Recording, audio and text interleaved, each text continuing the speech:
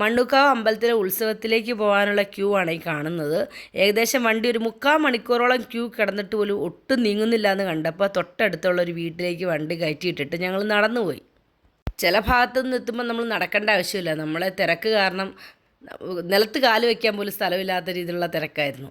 ഇടുക്കി ജില്ലയിൽ നിന്ന് കല്യാണം കഴിച്ചു കൊണ്ടുവന്ന് എനിക്ക് ആദ്യമേ ഭയങ്കര അത്ഭുതമായിരുന്നു കേട്ടോ കൊല്ലം ജില്ലക്കാരുടെ ഉത്സവമൊക്കെ കാണുമ്പോൾ. ഞങ്ങളുടെ അങ്ങോട്ട് ഈ ഉത്സവത്തിന് ഈ ഫ്ലോട്ടുകളൊന്നുമില്ല കേട്ടോ.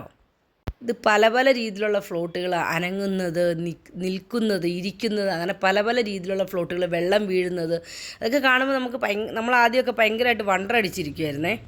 തൊടുപുഴ ശ്രീകൃഷ്ണസ്വാമി ക്ഷേത്രത്തിലെ ഉത്സവത്തിനല്ല ശ്രീകൃഷ്ണ ജയന്തിക്ക് മാത്രമാട്ടോ ഞങ്ങൾ ഇങ്ങനത്തെയുള്ള ഫ്ലോട്ടുകൾ കണ്ടിട്ടുള്ളൂ. ഇവിടുത്തെ ഉത്സവങ്ങളൊക്കെ ഞങ്ങളുടെ അവിടുത്തെ അപേക്ഷിച്ച് കുറച്ചും കൂടെ കളർഫുള്ളാണ്.